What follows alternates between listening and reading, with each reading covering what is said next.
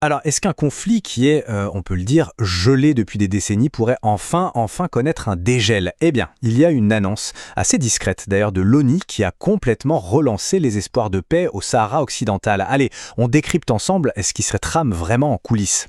Voilà, c'est cette phrase qui change tout.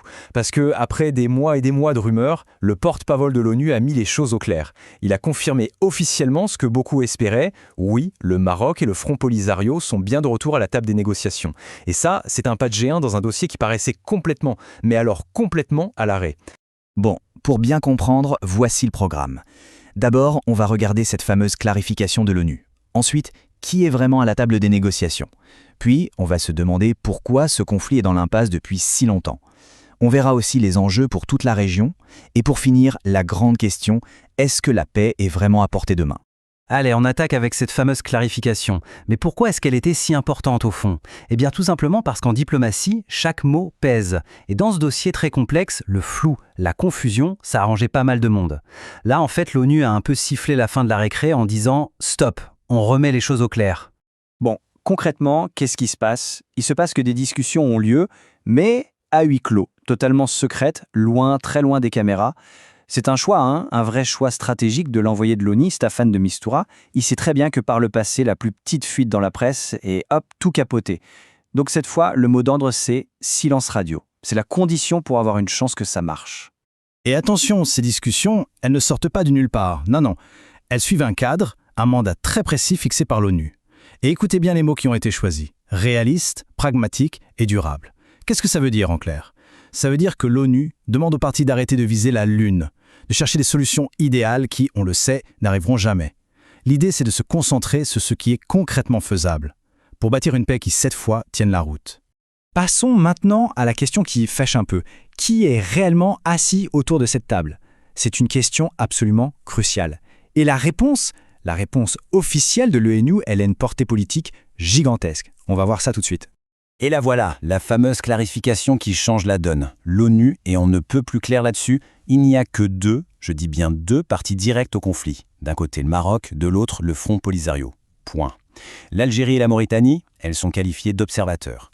Alors pourquoi c'est si important? C'est simple. En faisant ça, l'ONU place toute la responsabilité de trouver une solution sur les épaules des deux acteurs principaux. Et ça, c'est une position que le Maroc défend d'ailleurs depuis des années. Et là, on touche au cœur du problème. Le mur, le véritable mur sur lequel les négociations butent depuis des décennies.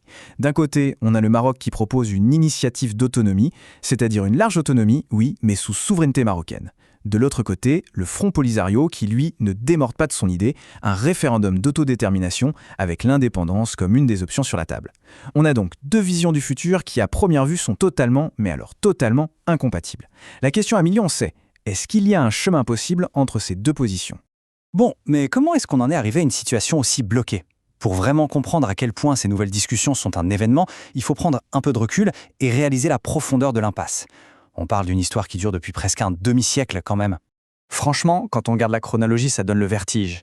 Le conflit éclate dans les années 70. En 1991, l'ONU arrive et met en place une mission pour organiser un référendum.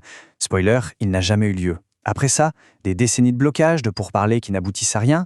Du coup, on comprend tout de suite mieux pourquoi le simple fait de se remettre à table, de reprendre un dialogue direct, eh bien c'est un événement. C'est vraiment une tentative pour essayer de briser ce cycle infernal de paralysie. Mais alors, on pourrait se dire, bon, mais pourquoi ce conflit, qui semble si lointain, nous concernerait-il? Eh bien, parce que si le conflit est localisé, ses conséquences, elles, sont tout sauf locales. Elles se propagent et touchent toute une région. Et c'est la question essentielle. Ce conflit, il ne faut pas se tromper, c'est beaucoup plus qu'une simple cuirasse de territoire. Il faut vraiment le voir comme la pièce centrale d'un puzzle. Et tant que cette pièce n'est pas à sa place, c'est tout l'équilibre du Maghreb et même du Sahel qui est déstabilisé. Et quand on regarde les enjeux de plus près, c'est immense. Pensez-y, ce conflit, il gèle littéralement tout le potentiel de développement économique du Maghreb. Il rend la coopération sécuritaire, notamment la lutte contre le terrorisme au Sahel, beaucoup plus compliquée.